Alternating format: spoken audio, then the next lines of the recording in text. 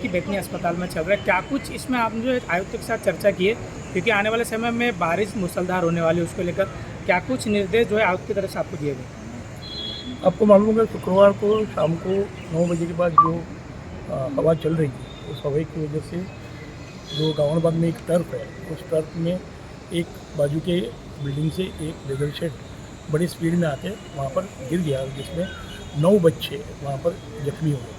आज भी उन 9 बच्चों में से 2 बच्चे वो आईसीयू में हैं और उनकी जो प्रकृति है वो चिंताजनक है। हमने निवेदन आज सिर्फ वेदर शेड का लेकर नहीं आए हैं।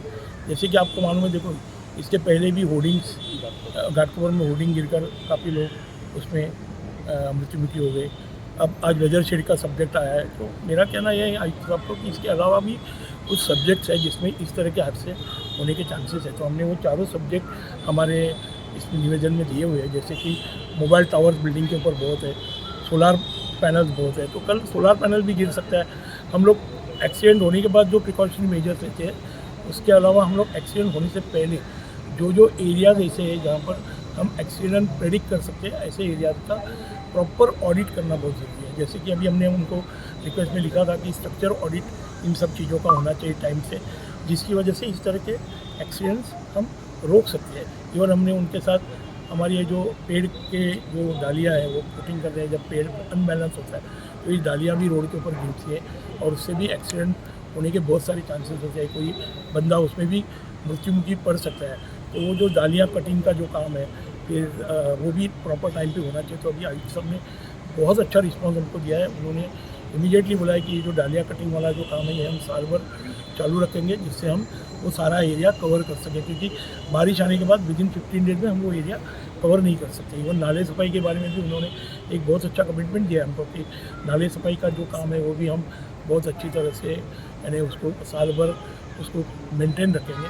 और ये जो 2-3 टॉपिक है, जो स्ट्रक्चर ऑडिट जिसका होना चाहिए, उसके लिए उन्होंने कहा है दोपहर को हम वहाँ पर मीटिंग करने वाले हैं और उस मीटिंग में इसके ऊपर हम एक कमेटी बिठा के वो स्ट्रक्चर ऑडिट जितने भी वेदर शेड्स हैं, सोलार पैनल्स हैं या फिर होर्डिंग्स के हैं, उसकी स्ट्रक्चर ऑडिट साल में एक बार तो भी हम उसको करेंगे। तो मुझे तो लगता है कि अभी जो हमारे आयुक्त साहब है सौरव राव सर, उनका अप्रोच काफ़ी पॉजिटिव है और उनके बातों से ऐसे लग रहा है कि इन सब्जेक्ट के ऊपर तुरंत एक्शन लिया जाएगा। सर, पार्षद होने के नाते क्या लगता है, जिम्मेदारियाँ बढ़ जाती है जिस तरीके से आप उसी शहर को जो है आप रिप्रेजेंट करते हो, लोगों का किस तरीके से रिस्पांस था, क्योंकि इतनी बड़ी घटना थी, बच्चे बहुत गंभीर रूप से घायल हो गए थे, परिवार वालों से क्या कुछ बातचीत हुई आपकी? परिवार वालों से तो मैं पहले दिन ही एक्चुअली हॉस्पिटल में मिलने गया था।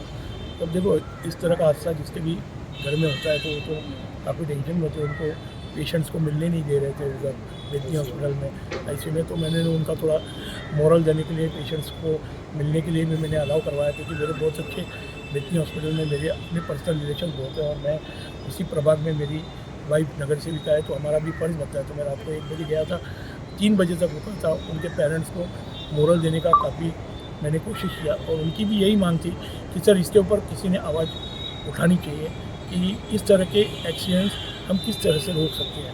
तो उन्होंने भी यही मांग की थी, तो और हमारी भी यही मांग थी, हमारी भी यही इच्छा थी कि हमने इसके ऊपर आवाज़ उठानी चाहिए, इसलिए हमने निवेदन दिया था।